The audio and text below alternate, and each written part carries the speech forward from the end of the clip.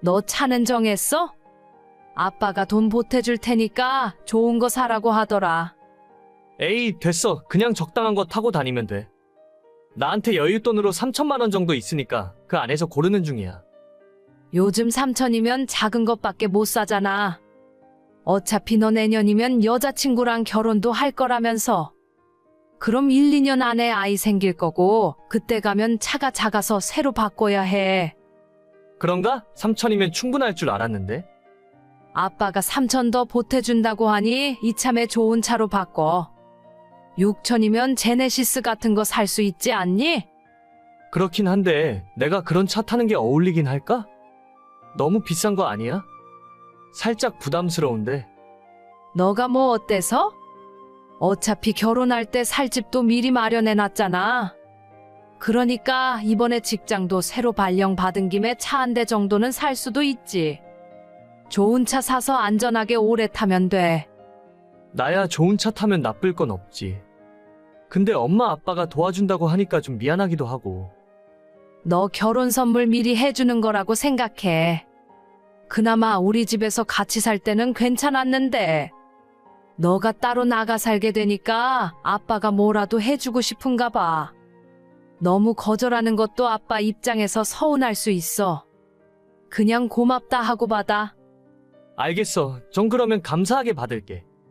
이삿짐 정리도 이제 거의 다 끝나간다. 이번 주 주말에는 올라갈게요. 바쁘면 안 와도 돼. 너가 거기에서 적응하는 게 먼저지.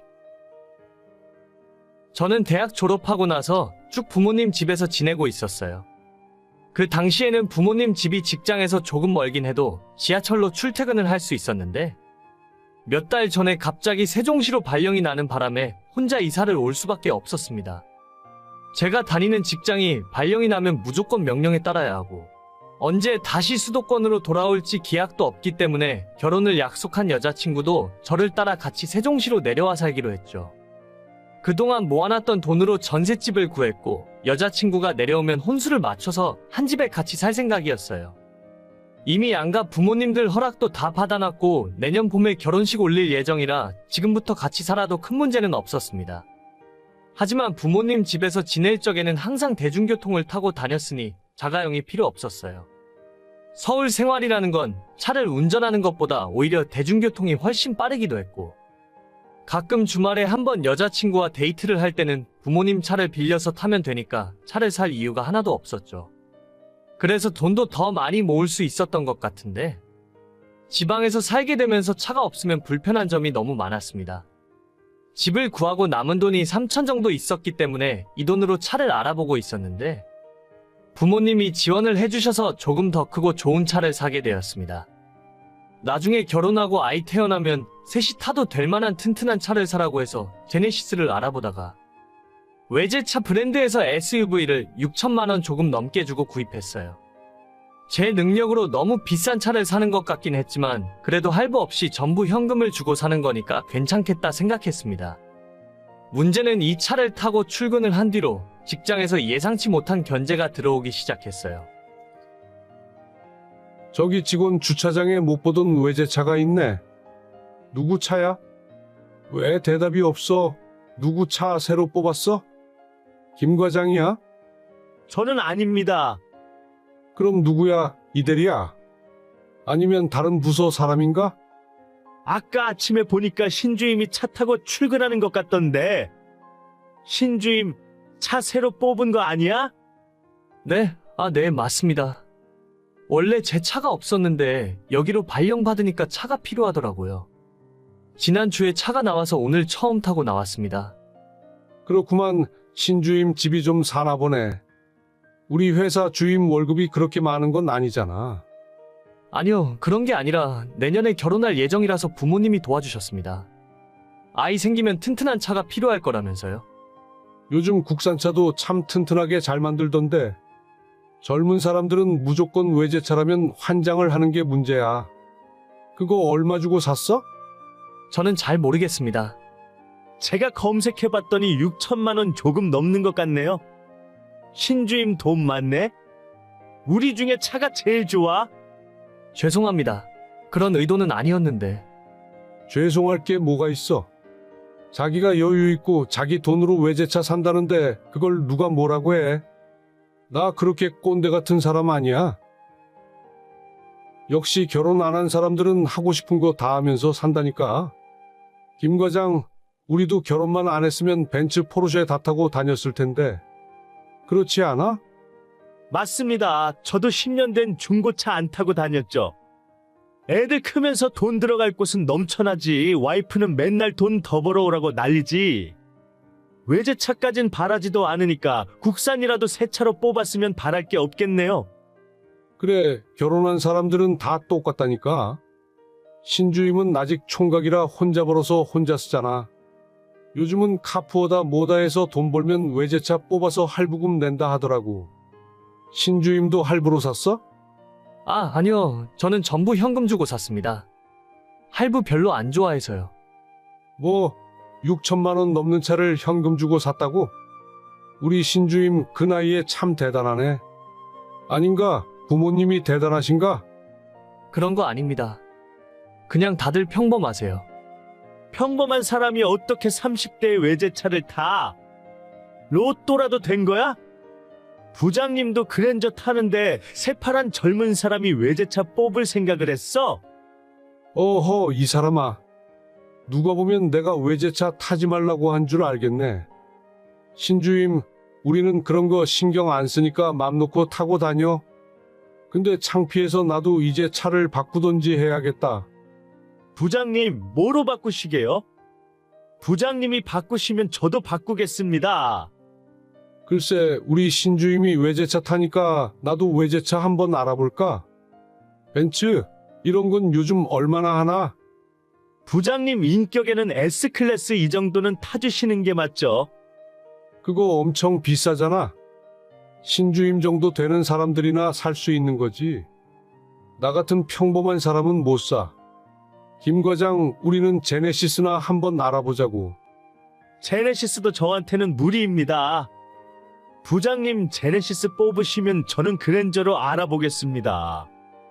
원래 부하 직원은 한 급 낮춰서 타는 게 맞죠? 그래, 그런 법이 있었어? 그럼 우리 회사에서는 신주임이 가장 높은 사람이네. 앞으로 결제는 신주임한테 다들 받으라고, 알겠지? 부장님 농담도 정말 잘하십니다. 유머 감각이 탁월하세요. 진짜 듣자 하니 유치해서 같이 못 놀아주겠더라고요. 제 차가 엄청 대단한 브랜드의 외제차도 아니고 아이 낳으면 새 식구 타고 다닐 만한 적당한 크기의 SUV입니다. 도저히 업무를 하기에 불가능할 정도로 차 이야기를 계속하길래 저 대화 내용 그대로 캡처해서 본사 인사과에 직장 내 괴롭힘으로 신고해버렸어요. 부장이랑 과장은 둘 다 징계 처분을 받았고 저는 본사와 계속 이야기 중이긴 한데 조만간 여기 발령 끝내고 다시 서울로 올라가게 될 것 같아요. 누가 무슨 차 타고 다니는지가 왜 그렇게 중요한지도 모르겠고 제가 할부로 사든 부모님 돈으로 사든 무슨 상관이라 저러는지 이해를 못하겠습니다. 그래도 본사의 빠른 조치 덕분에 저 인간들이랑 오래 같이 일하지 않아도 되는 건 정말 다행이네요. 수준 떨어지고 못난 인간들 옆에 있다 보면 저도 멍청해질까봐 불안했는데 잘 됐어요.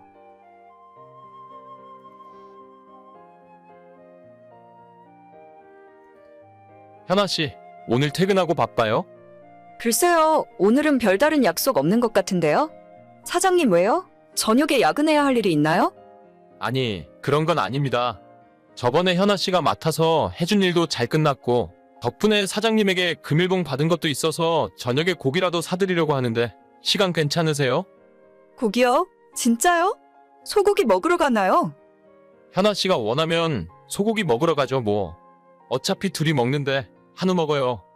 저희 단둘이요? 다른 분들은 아무도 안 가시나요? 네, 사장님께서 현아 씨 칭찬하면서 맛있는 거 사주라고 하셨거든요. 둘이 먹으면 한우 먹을 수 있는 돈인데 여럿이서 가면 삼겹살 먹어야죠 뭐. 그럼 이번에만 둘이서 몰래 가도 되겠죠? 다른 분들에게 조금 죄송하긴 한데. 어차피 다음 주에 전체 회식할 테니까 다른 사람들은 그때 삼겹살 먹으면 돼요. 걱정하지 말고 한우 먹으러 가시죠. 그래야 저도 사장님에게 현아 씨 맛있는 거 사줬다고 이야기할 수 있으니까요. 알겠습니다. 그럼 이따 퇴근하고 뵙겠습니다. 그래요. 저녁에 요 근처에 있는 고깃집으로 갈 테니까 내 차로 이동해요.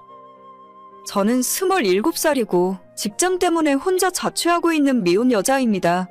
이제 와서 생각하면 한우의 눈이 멀어서 그런 선택을 하면 안 됐어요. 저는 대학 졸업하자마자 지금 이 직장에 들어와서 일을 시작했고 이제 2년 조금 넘었네요. 3년 전부터 사귀는 남자친구가 있지만 둘 다 결혼 생각은 아직이에요. 저랑 저녁 같이 먹자고 했던 차장님은 나이도 40대 후반이고 아이가 둘 있는 유부남입니다. 평소에 회사에서 말씀도 별로 없는 조용하신 분인데 모든 직원들에게 존댓말을 해주시며 매너가 좋으셔서 여직원들 사이에서 평판이 좋으세요. 게다가 신입사원 때부터 저한테 일도 꼼꼼하게 잘 가르쳐 주셨고 다른 능글맞은 아저씨들과는 다르게 이상한 농담 같은 것도 전혀 하지 않으셔서 인간적으로 꽤 괜찮은 분이라 생각했습니다. 그래서 둘이 고기 먹으러 가자고 하셨을 때도 전혀 이상한 생각은 들지 않았어요. 실제로 제가 회사 세금 문제 때문에 지난 2달 동안 정말 바쁘게 일을 했었거든요.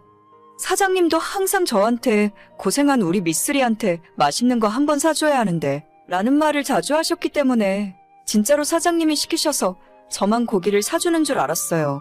이제 와서 생각해보면 조금 이상한 구석이 한두 가지가 아니었지만 그때까지만 해도 사장님 말씀을 철석같이 믿고 있었습니다.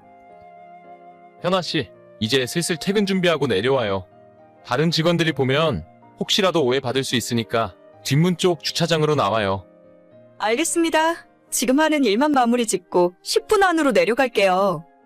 근데 오늘 한 분 더 오실 텐데 괜찮을까요? 현아 씨도 아는 분이에요. 다른 분이요? 저희 회사 사람인가요? 솔직히 저희 회사는 아니고 거래처에서 일하시는 분인데 현아 씨랑 자주 보고 얼굴도 아는 사이일 거예요. 아, 그게 저는 저희 둘만 가는 줄 알았는데 모르는 사람 있으면 불편해서 먹기가 좀... 아니에요. 현아 씨랑 잘 아는 분일 텐데. 막장건설 아시죠? 거기에서 일하시는 분인데 얼굴 보면 아실 거예요. 제가 그분이랑 친분이 좀 있어서 오늘 식사하는 김에 같이 약속을 잡아버렸네요. 불편하시면 그냥 그분한테 다음에 보자고 할까요? 이미 약속 잡으신 것 같은데 괜찮아요. 저는 그냥 밥만 먹고 가면 되니까 상관없어요. 이해해줘서 고마워요. 현아 씨는 그냥 고기만 맛있게 먹으면 될 거예요. 알겠습니다. 갑자기 거래처 회사에 직원을 데려온다고 해서 솔직히 좀 깜짝 놀랐어요. 그래도 얻어먹는 처지에 뭐라고 하긴 그렇고 나는 신경 쓰지 말고 조용히 고기나 먹고 가면 그만이라는 생각이었죠. 사장님 차를 타고 식사 장소에 도착을 했더니 정말 어디서 많이 보던 분이 나와 계시더라고요. 얼굴도 까무잡잡하고 연세는 50대 후반에서 60대로 보이는 아저씨였는데 차라리 저랑 나이 차이가 확 나는 분이라서 신경 쓸 일 없어서 좋겠다 싶었죠. 자리에 앉자마자 기다리던 한우를 시켜서 먹기 시작했고 오랜만에 먹는 소고기라서 그런지 정말 입에서 살살 녹고 맛있었어요. 다들 직장인들이라 별로 할 말도 없고 이런저런 회사 이야기나 서로 사장님 뒷담화도 하면서 아저씨들이랑 그런대로 즐겁게 식사를 하고 있었는데 갑자기 저랑 함께 온 차장님이 화장실을 다녀오겠다고 하고는 한참 동안 그대로 돌아오지 않더라고요. 사장님, 무슨 일 있으세요? 20분이 넘었는데 왜 안 돌아오세요? 현아 씨 미안해요. 나 오늘 집에 급한 일이 있어서 먼저 들어가 봐야 할 것 같아요. 계산은 저희 먹은 것까지는 했고 추가로 주문한 거 있으면 그 형님이 하실 거예요. 편하게 식사하고 즐거운 시간 보내요. 아니 갑자기 이러시는 게 어디 있어요? 제가 이분이랑 무슨 이야기를 하라고. 저 그냥 일어날래요. 너무 그러지 말고 한 30분만 더 있어봐요. 아무튼 오늘은 너무 미안해요. 내가 다음에 크게 한턱 쏠 테니까 화내지 말고. 사장님! 이게 대체 무슨 상황이에요? 그렇게 저는 거래처 아저씨와 단둘이 남게 되었습니다. 그분은 관심도 없는 본인 소개를 줄줄이 하기 시작했어요. 나이는 58세, 아직 미혼이고 팔순의 노모와 둘이 살고 있다고 하시네요. 이미 그 전에 고기를 먹으면서 소주를 한 잔씩 마시고는 있었는데 식사도 거의 끝나고 저도 집으로 돌아가려 했지만 그분께서 소주 한 병을 추가로 시키더라고요. 자기랑 이거 한 병 다 마실 때까지만 이야기 좀 하자면서 저한테 남자친구가 있는지 물어보고 연애 상대로 연상은 어떻게 생각하느냐 묻더라고요. 그때 제 기분은 정말 참담했고 뭐라고 말로 표현할 수도 없었습니다.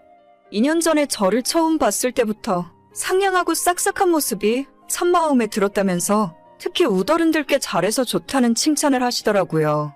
제가 중학교 때까지 집안 사정 때문에 외할머니와 함께 살아서 평소 어른들에게 잘하고 말도 싹싹하게 하는 편이긴 해요. 아무리 그래도 그렇지 저랑 20살도 넘게 차이 나는 아저씨가 어떻게 저한테 호감을 표현할 수 있는지 소름이 쫙 끼치더라고요. 소주잔에 담긴 술을 다 먹으면 사귀는 거라며 웃기지도 않은 농담을 하고 자꾸만 저한테 술을 더 먹이려 하고 이 술 다 먹을 때까지는 못 간다고 하길래 그냥 콜택시 불러서 도망치듯 빠져나왔습니다. 그 자리에 더 있다가는 무슨 일을 당할지 모르겠다는 생각이었고 이 모든 상황이 너무 불쾌했거든요. 뒤에서 저를 붙잡는 소리가 들렸지만 무시하고 택시가 오자마자 타고 집으로 가고 있는데 모르는 번호로 연락이 오더라고요. 현아 씨, 오늘 즐거웠습니다. 다음에 또 만날 기회가 있었으면 좋겠네요. 누구시죠? 오늘 같이 식사했던 카페입니다. 유카페요. 이 번호가 제 번호니까 저장하세요. 아, 정말 죄송한데 앞으로 따로 연락은 안 하셨으면 좋겠어요. 왜 그러시죠? 그냥 별다른 뜻 없고 친하게 지내면서 가끔 밥도 먹고 쇠주 한잔 하는 사이로 지냈으면 좋겠습니다. 편한 오빠라고 생각하세요. 아니에요.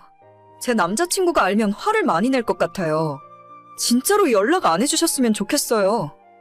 그 남자랑 당장 결혼할 것도 아니잖아요. 인생 어떻게 될지도 모르는데 열린 마음으로 생각해 보자고요. 능력 있는 연상 오빠랑 한번 만나보는 것도 나쁘지 않아요. 아니에요. 저희 아빠랑 형님 동생 하실 나이인 것 같은데 너무 부담스러우니까 그만해주세요. 형님 동생 하다가 장인 사위 될 수도 있잖아요. 사랑의 나이가 뭐가 중요하겠습니까? 현아 씨 처음 봤을 때 어른들에게 싹싹한 모습 보니까 울 어머니 생각나더라고요.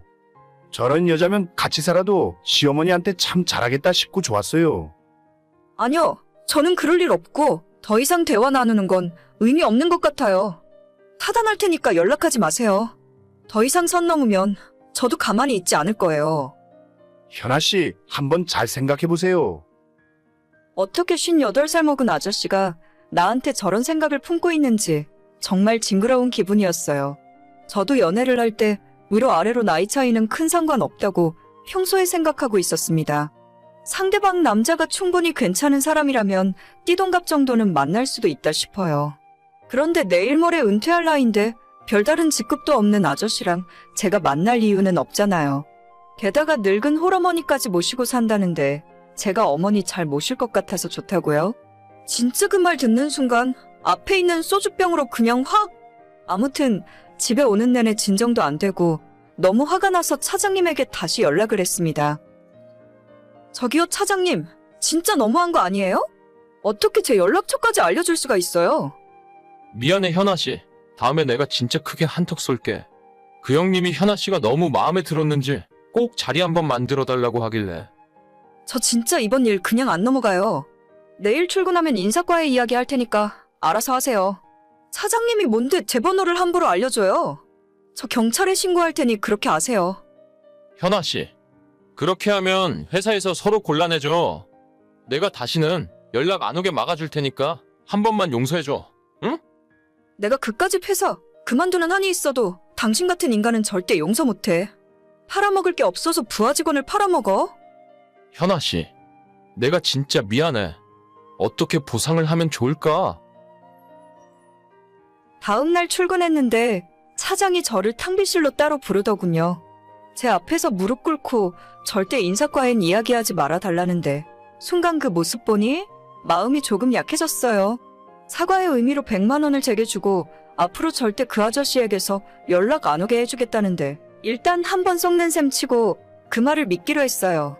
지금 다니는 회사가 살고 있는 집에서 가깝기도 하고 솔직히 이만한 직장 구하기 쉽지 않거든요.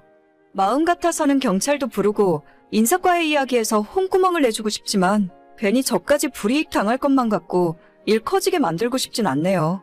그날 점심시간에 차장님이 바로 제 통장으로 100만 원을 입금해 주었고 일단 그거 받고 참기로 했어요. 만약 또 그 아저씨한테 한 번이라도 연락이 온다면 그땐 참지 않고 바로 신고해버릴 겁니다. 너무 쪽팔린 일이라서 남자친구는 물론 주변에 아무한테도 이야기 못했어요. 지금도 어떻게 20살 차이 아저씨가 저한테 고백할 수 있는지 그렇게 내가 만만하게 보였을까 하는 생각에 며칠째 우울한 마음이 가시질 않습니다. 오늘의 사연은 여기까지입니다. 구독과 좋아요, 알림 설정은 많은 힘이 됩니다. 다들 행복하시고 좋은 하루 되세요.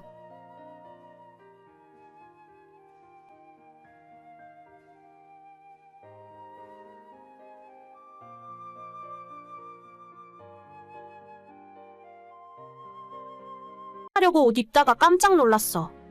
예전에 편하게 입던 옷이 너무 꽉 끼고 하나도 안 맞는 거 있지? 당신 요즘 살이 좀 찌긴 한 것 같은데. 괜찮아. 엄청 보기 싫게 살찐 것도 아니고 지금이 나는 더 좋은데? 뭐야, 그러면 진짜 살이 쪘다는 소리잖아. 아, 진짜 속상하다. 당신이라도 살 안 쪘다고 해줬어야지. 에이, 그래도 조금 늘어나긴 했잖아. 찐 걸 쪘다고 하지 어떻게 안 쪘다고 해? 요즘 우리가 매일 야식 먹고 맥주도 한 잔씩 했으니까 어쩔 수 없지. 그러길래 아침마다 나랑 같이 운동하자고 했잖아. 나는 아침에 출근 준비하는 것도 힘들어. 당신처럼 세수하고 머리만 감으면 준비 끝나는 사람이 아니라고. 아파트 헬스장에서 30분씩만 뛰어도 될 텐데.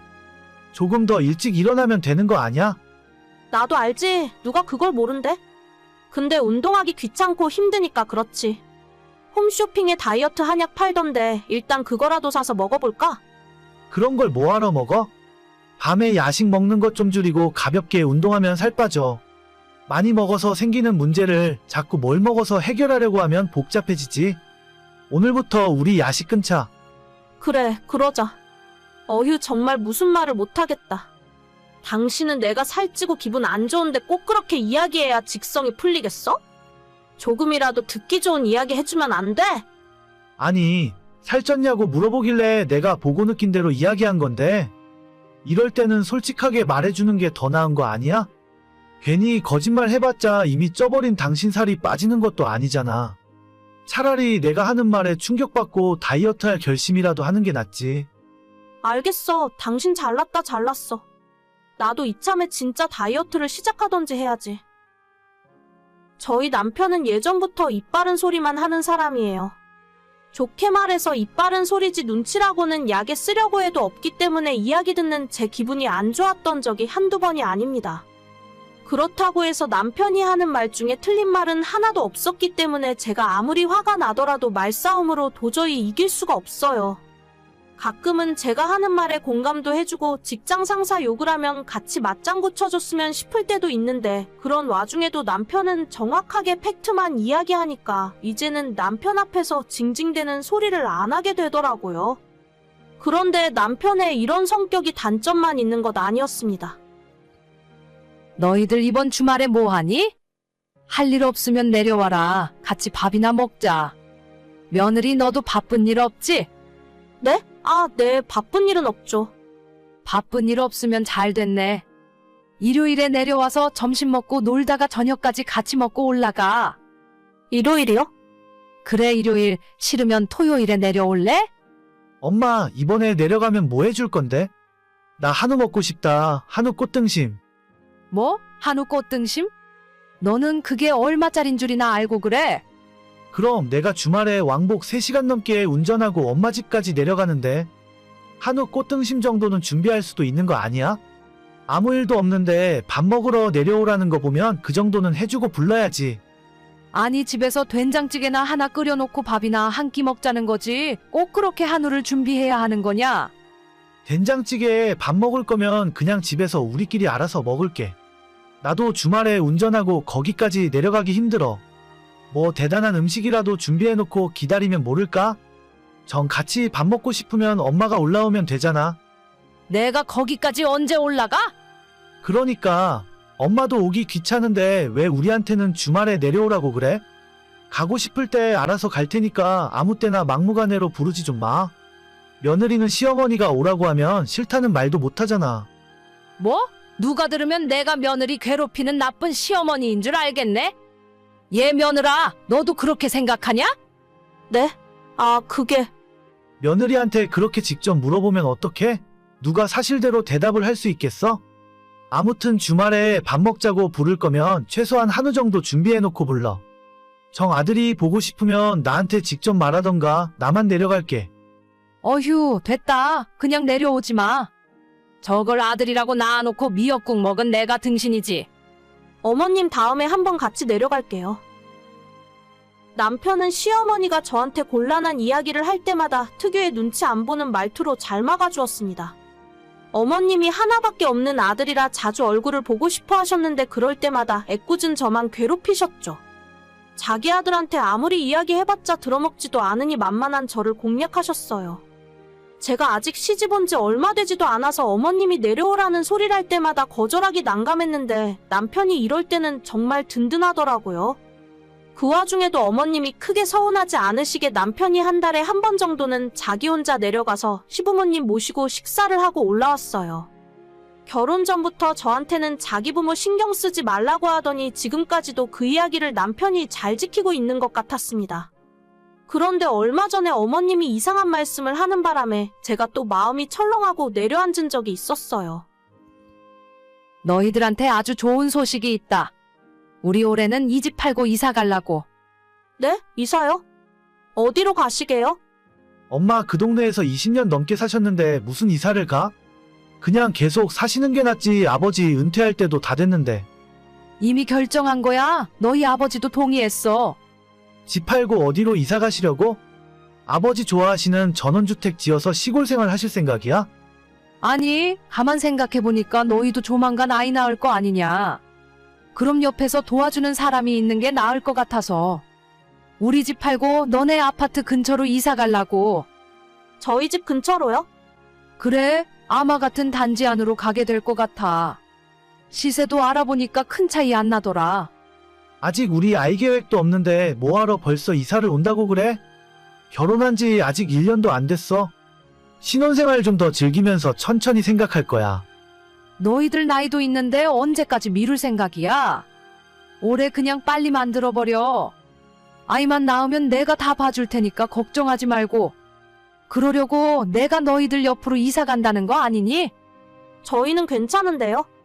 만약에 아이 낳더라도 친정도 가까이 있어서 친정엄마한테 부탁드리면 돼요. 어머님께서 이 동네까지 이사 오지 않으셔도 되는데. 그래도 사돈댁한테 전적으로 맡겨두는 것보다 나랑 같이 번갈아가며 보는 게 낫지. 원래 식구들끼리 도와가며 사는 거 아니냐. 너무 부담 갖고 그럴 필요 없어. 엄마는 애 보는 거 별로 좋아하지도 않잖아. 팔남매 집안의 첫째로 살면서 동생들 엄마가 다 봤다면서? 막내 이모랑 18살 차이 나고 엄마가 동생들 기저귀까지 다 갈아줬다며? 그래서 이제 애 보는 건 지긋지긋하다고 그러지 않았어? 그건 그거고 어떻게 내 손주랑 같니? 엄마가 엄마 돈으로 이사를 오는데 내가 오라마라 할 수 있는 일은 아니지만 그래도 우리 아파트 단지 바로 옆으로 이사 오는 건 아닌 것 같은데. 아무튼 이사 오더라도 우리 집에는 안 찾아오셨으면 좋겠어. 시댁이랑 이웃사촌 되는 며느리 입장도 생각을 하셔야지. 내가 뭘 잡아먹니? 너는 왜 그렇게 매번 삐딱선이야? 나는 엄마가 먼저 선을 넘는 거라고 생각해. 알아서 잘 살고 있는데 굳이 문제를 자꾸 만들려고 하는 이유를 모르겠어. 너 진짜 말 그렇게밖에 못해? 엄마가 이사 간다는 게 그렇게 싫으니? 솔직히 나도 좀 부담스러운데 며느리 입장에서는 어떻겠어?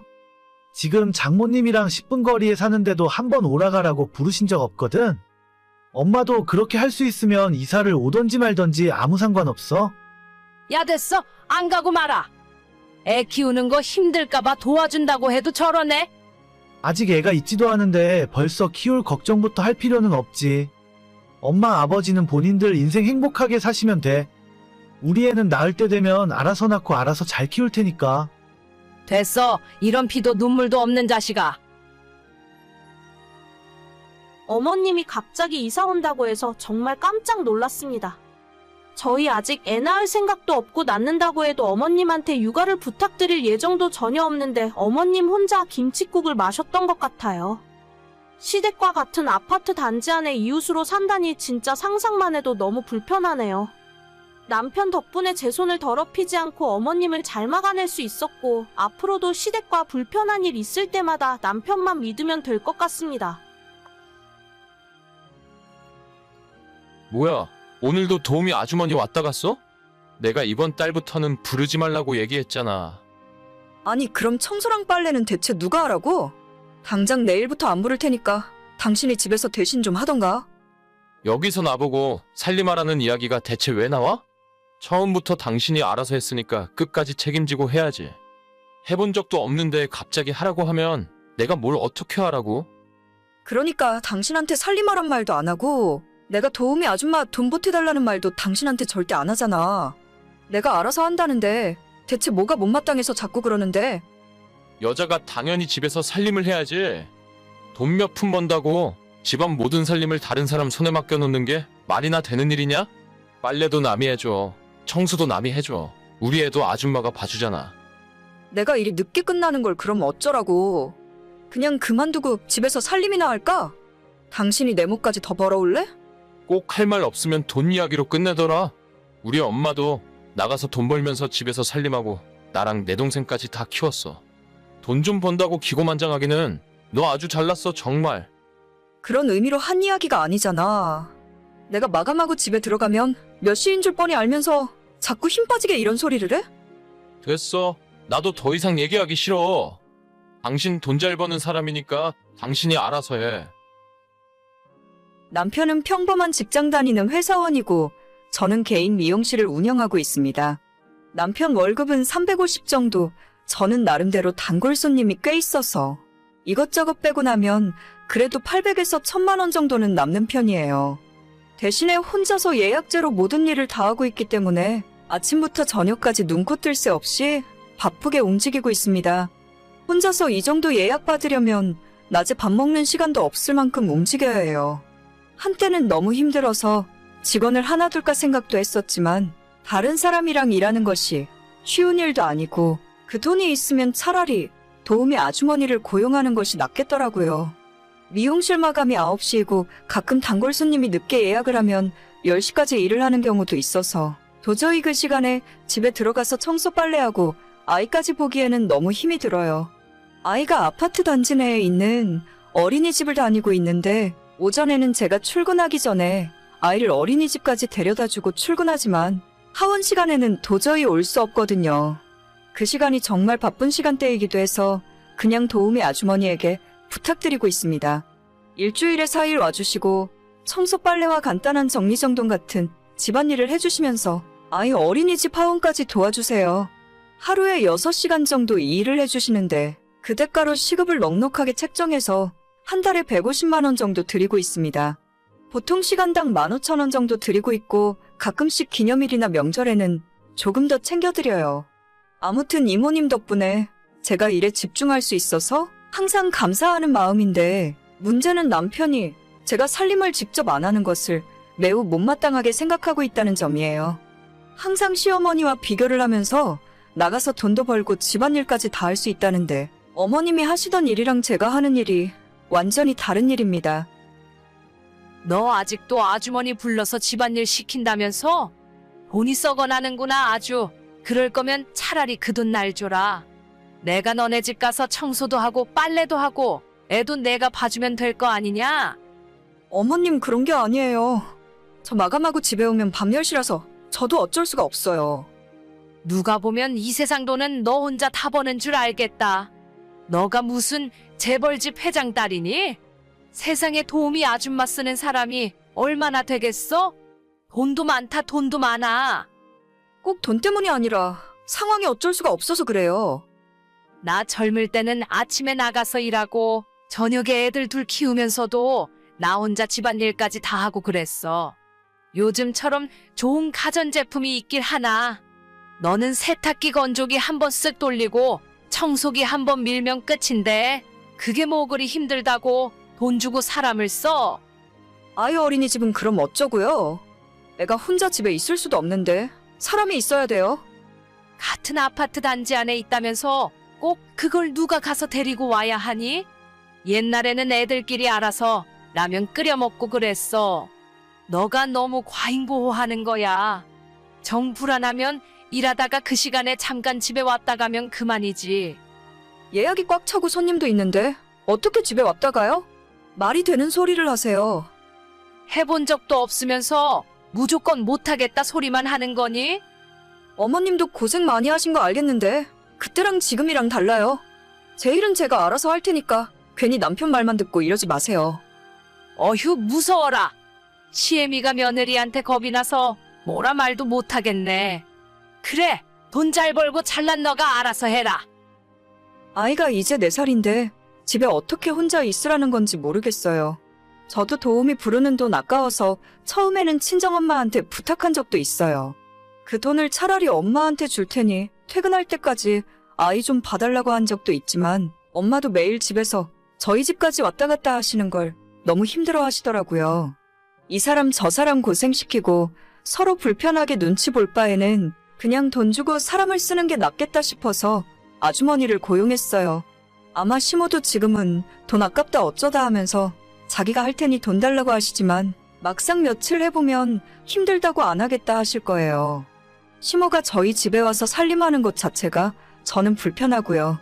옆에서 뭐라고 하던지 제 일이니 제 돈이니 알아서 하겠다며 버티고 있었는데 며칠 전 저녁 늦게 예약한 손님의 머리를 다 해주고 가게 마감을 했더니 저녁 10시가 넘어 있었습니다. 집에 도착했더니 아이와 남편은 불 꺼놓고 자고 있었고 저도 조용히 씻고 거실 소파에서 잠들었어요. 다음 날 출근해서 일을 하고 있었는데 남편한테 연락이 오더라고요. 나 우리 애가 불쌍해서 더는 안 되겠어. 당신이 애랑 시간 좀 더 보내줘야 한다고 생각해. 나도 그러고 싶어. 근데 지금 우리한테 정말 중요한 시간이잖아. 지금 돈 안 벌어두면 나중에 어떻게 할 건데? 우리 집 대출금 아직 반도 못 갚았단 말이야. 그러니까 생각해보니 집도 왜 당신 마음대로 덜컥 계약했어? 나는 모르겠다. 집이고 살림이고 당신이 알아서 책임져. 뭐? 듣다 보니까 점점 기분 나쁘네. 당신이 지금까지 대출금 한 번이라도 갚아준 적 있어? 내가 산 집에서 공짜로 사는 주제에 무슨 말을 그따위로 해? 살림도 내가 알아서 하고 육아도 내가 알아서 하고 그럼 너는 이 집에서 하는 일이 대체 뭐야? 내가 말을 말아야지. 능력도 안 되면서 허파의 바람만 들어서는 고작 그거 번다고 도우미 아주머니 쓰는 사람은 대한민국에 너밖에 없을 거야. 말이면 단 줄 알아? 집안일에는 손 하나 까딱 안 하면서 고작 그거 벌어오고 잠이 오냐? 마누라가 밤 10시까지 일하고 오면 미안하고 고맙다고 절을 해도 모자랄 판에 너나 네 엄마나 똑같은 소리나 하고 자빠졌네? 뭐? 네 엄마? 그게 지금 시어머니한테 할 소리야? 시모는 무슨 말이야 바른 말이지. 결혼하고 지금까지 나한테 해준 게 뭐가 있냐? 집도 결혼 전에 장만한 내 집이고 너는 혼수랍시고 맘대로 새 차 사더니 네 혼자 끌고 다니잖아. 너 진짜 막 가자는 거야? 그렇게 내가 못마땅했으면 이혼하고 말지. 지금까지 왜 같이 살았는데? 안 그래도 너랑 너네 엄마 징징대는 소리 지긋지긋해서 이혼하려고. 내가 혼자 일하고 애 키우면서 살아도 지금보다 홀 나올 것 같아.